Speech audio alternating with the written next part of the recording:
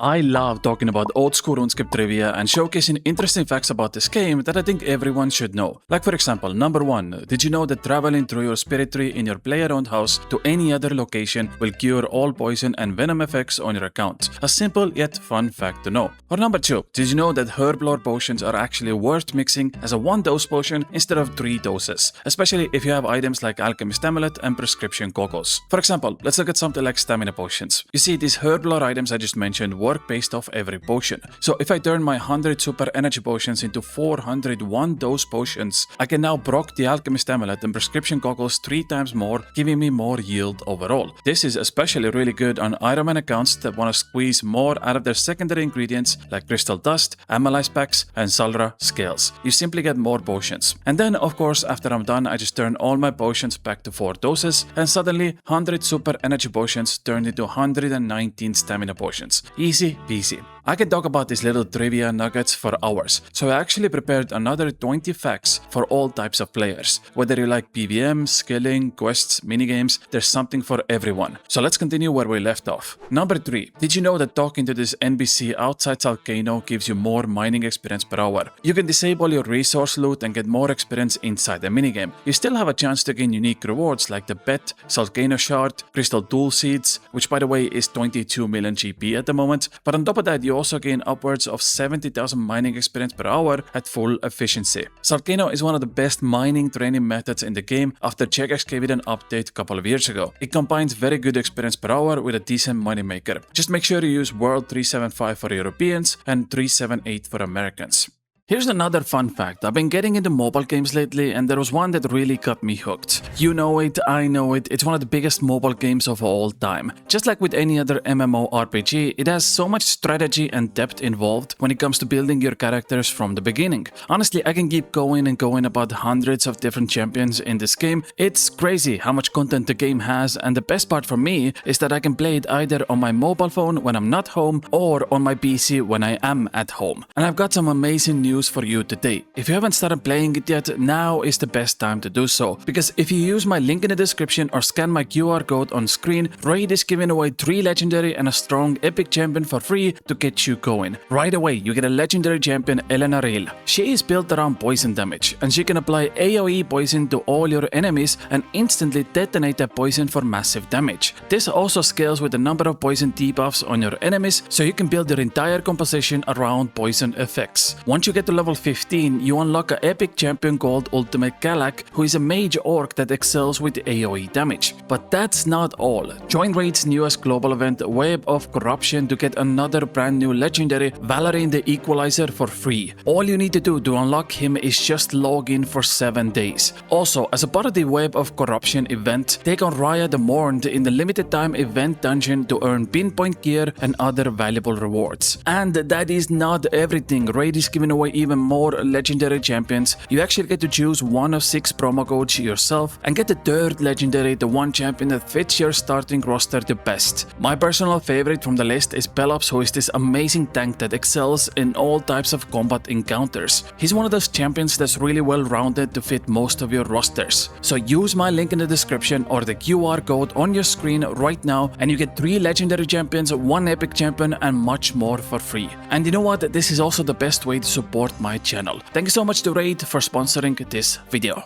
Okay, let's continue. Number 4. In 2024, Jagex reworked the Brimhaven Agility course and it now offers a low-intensity agility training method that some players are still not aware. I know a lot of people despise agility, but it's now basically like thieving where you don't actually have to pay any attention and get decent experience rates. The method itself is very simple. There's a level 20 spike trap in Brimhaven course at the far end. What you do is click on the other side of the course once and then aim your mouse outside the arena far away. Your character will start jumping back and forth and you'll gain 26 experience per click. When I was testing this out, I used mouse keys, so I binded number 5 on my keyboard as my left click and I just put my rune light on my second monitor and started pressing number 5. I know a lot of thieving enjoyers also use foot pedals and that works just fine as well. You can get 40,000 experience an hour doing this, and considering how easy it is to set up, I much prefer this than doing rooftops, which do offer slightly more experience but require a lot more attention as well. Also, occasionally pillars will light up next to your spikes, so if you're not mega AFK, you can tag those pillars to get extra agility experience per ticket. Just a nice little bonus. Number 5. Since we're already in the topic of low intensity methods, I found this odd yet surprisingly fun next low intensity method, and I want to share that with you today. This only works in mass worlds and is one of the ways to get unique drops at next with very little effort. Basically in next you can get a drop if you deal at least 25 damage to either the boss or the minions around it. So what people have started doing in mass worlds is just camp one of the minions in the corner and deal 25 damage with a special attack. So when next dies, you do have a chance to get a unique drop, even though it is extremely rare. The chances for a unique drop is roughly around 1 in 1700, depending on how much damage you deal. Since you can get 30 KC per hour in mass worlds, it takes roughly about 60 hours of low intensity bossing to get one unique drop. I do want to emphasize, it is most definitely not an efficient way to complete this content, but I would look at it more like moderate skilling where you pay attention once every 30 seconds or so, make sure your prayer and health stays at high, and make sure you get at least 25 damage in before the boss dies. When I tried this out, I used Voidwaker special attack with Light Bearer, Surge Potions, and Death Charge to guarantee 2 special attacks every kill count. That gave me at least 75 damage per KC, which is good enough. And considering the average unique drop value at next is 150 million GP, this is still a solid 2 million GP hour moneymaker after supply costs, while putting in the absolute minimum amount of effort. It's definitely not for everyone, but I thought it's a great way to approach this boss if you really don't like doing next, or you're just looking for a low intensity moneymaker that's not the usual ones you see in every video. Okay, you know what, enough about low intensity methods, let's do a quick fire round of a dozen or so fun facts. Number 6, if you haven't done the Vallaryn Hard Tire yet and you don't have the shield to show mole direction, there's a way to cheese this as well. Whenever you spawn a troll, it will follow the mole to where it dug. So you just have to follow your troll to find the mole. Like I said, this is useful if you haven't done the Hard Tire yet, and maybe you just want to quickly knock out mole combat achievements or get a couple of parts. Number 7, just a quick one, if you still don't know this yet, you can buy your Elite's thread back from Lost Property shop these days. You don't have to go back to Tombs of a Mascot after you lose your thread and rune pouch. Also, side note, a little bit off topic, I have an amazing Iron Man series coming out next week, so if you don't want to miss out on that, consider subscribing as it helps me out a lot. We're getting close to 50,000 subscribers and I'd love to get there by the end of this year. Thank you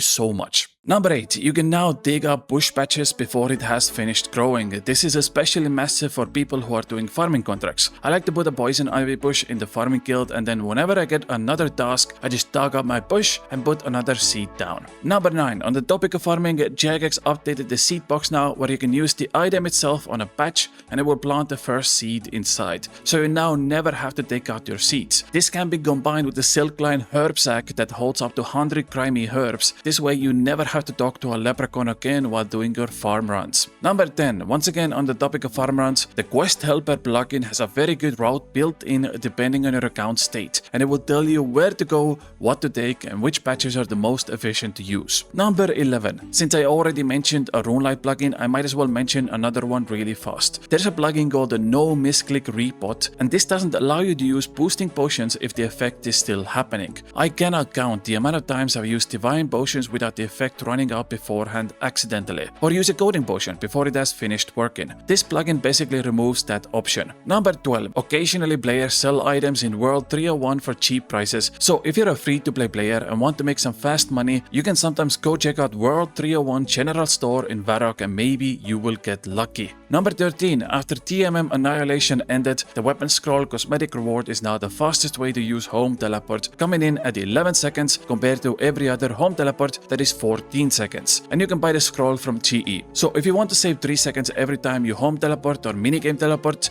get the Annihilation teleport scroll.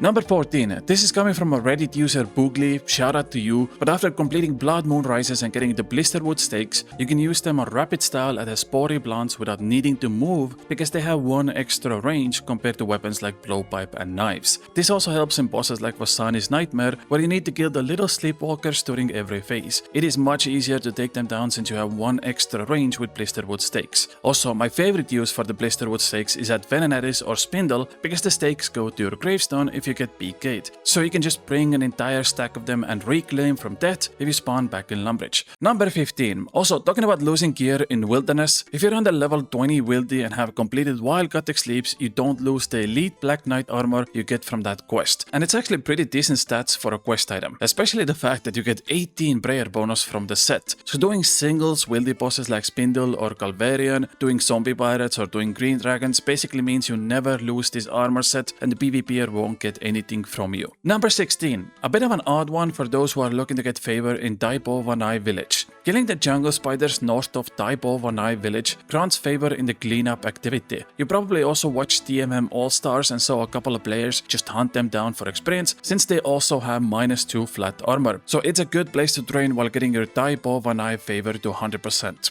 Also, fun fact, I'm not sure how useful this is, but wearing the villager outfits will increase the trading sticks you receive when speaking to villagers in the cleanup minigame. So if you have the outfit equipped, you get more trading sticks. Yay! Number 17. For anyone doing master clues, did you know that when you have Seiya as an option on your hot and cold location clue, you can teleport to Mount Karulm through Radha's blessing? Then when you click on a strange device, if Seiya happens to be where your clue location is, all the other location options will be removed. If Seiya isn't where your clue location is, Seiya will be removed as an option entirely. So whenever you're doing hot and cold clue steps, click on your Radha's blessing first before doing anything else, as it either keeps or removes the entire continent with one teleport.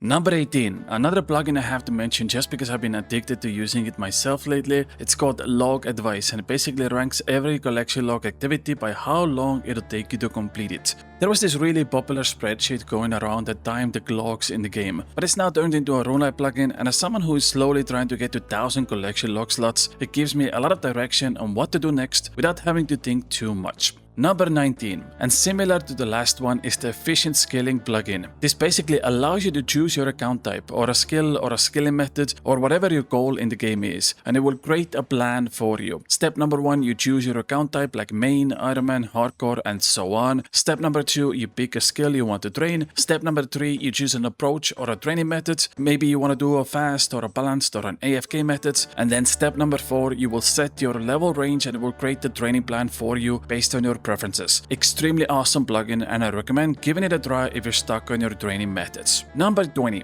Okay, enough about plugins in this video, let's talk about something else. Firstly, when doing your Barrows grind, you can speak to the strange old man and get an option to permanently skip some of the text when entering the tunnels. It saves you a tiny amount of time and prayer points, but it feels great when you're going for that green log in Barrows. Also, a side note, bring an ectoplasmator to Barrows while you're doing the grind. You get passive prayer experience for killing each of the Barrows brothers. It is not a lot, but it does add up over time. Number 21. Pickpocketing elves is 5 million GP hour moneymaker at the moment because Jagex has been doing such a great job dealing with the bots. Thanks to that, the price of Enchanted Crystal Teleport Seed has gone up to 4 million GP per item. With Rogue's outfit, you get 2 of them at a time, so this is a great time to take advantage of the no bots in the game and the item prices increasing. On top of that, the bonds are currently 11 million GP each. They will never be lower than they are right now. So if you have leftover cash, I would highly recommend stocking up because it's very likely they will go up in price again by the time Raids 4 comes out. Number 22, and we're finishing in Prifddinas as well. For all my Ironmans who are hard stuck in Gauntlet, surprisingly a lot of players don't know about this, but you can use Pestle and Mortar on a spare Gauntlet demi-boss to get extra 80 crystal shards within the minigame. So if you have leftover Crystal Spike, Crystal Bowstring or a Crystal Orb and no plans to use it, turn it into crystal shards with your Pestle and Mortar and you don't have to worry about it anymore. And that is it. Thank you so much for watching. Don't forget to check out Raid Shadow Legends with my link in the description or QR code on the screen to get your 4 champions for free and much more.